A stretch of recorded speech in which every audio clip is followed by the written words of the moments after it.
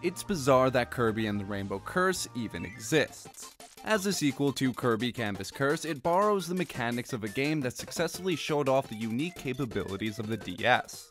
In the decade that passed, Kirby has moved on to more traditional platformers, and the weird experiment that was Canvas Curse seemed forgotten.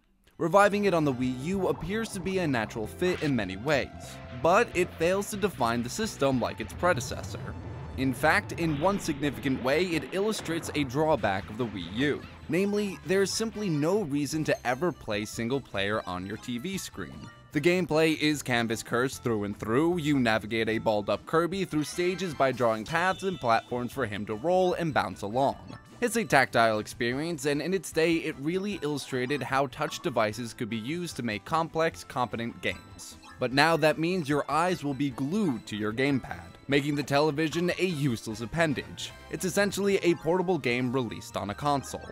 A second player can join as Waddle Dee using the Wiimote, so the TV does come in handy for a second player. Given that even the multiplayer screen notes that the second player can quit at any time though, it's pretty clear that Rainbow Curse was designed primarily as a single player experience. It's really too bad there's so little reason to use the TV, because the visuals are absolutely gorgeous. Nintendo has made a fine point of showing how its console can do more with less, and it's been doubly keen on using Kirby to experiment with different styles. From the painterly backgrounds of Canvas Curse to the woolcraft of Epic Yarn, Rainbow Curse fashions itself after modeling clay, and it may be the best look yet. Everything from the backgrounds to the enemies are crafted with rich textures and irregular shapes that pull off the effect. The cutscenes, few as they may be, even use jerky animations as if it were stop motion. Those scenes tell a simplistic storybook fable about two friends, Glacia and Aline, who used to craft and paint clay worlds together. Something drove Glacia mad, and she stole all the color from Kirby's world to make 7 new worlds. Aline, a sprightly little paintbrush, recruited Kirby to bring back the colors and help her friend.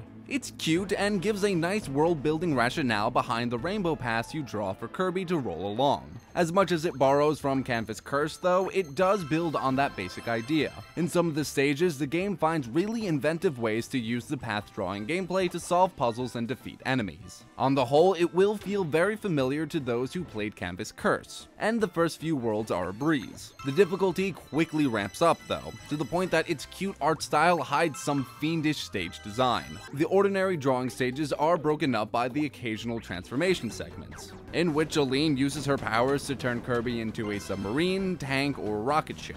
While these aren't quite as smooth as the easy intuitiveness of drawing a path for Kirby to follow, you never felt disappointed to run into them.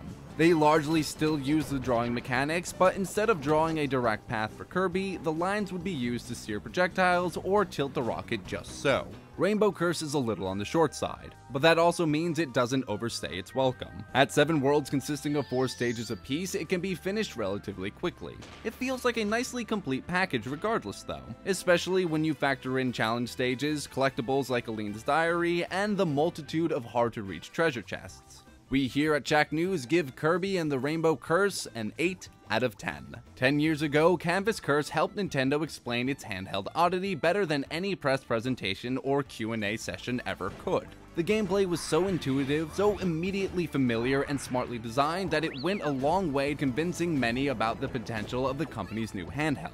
A decade later, those mechanics work just as well, wrapped in a beautifully new presentation. But by its very nature, it feels more at home on a handheld. Just in this case, it's a handheld system that's tethered to your living room console. For the full review and for all your gaming needs, be sure to head over to shacknews.com.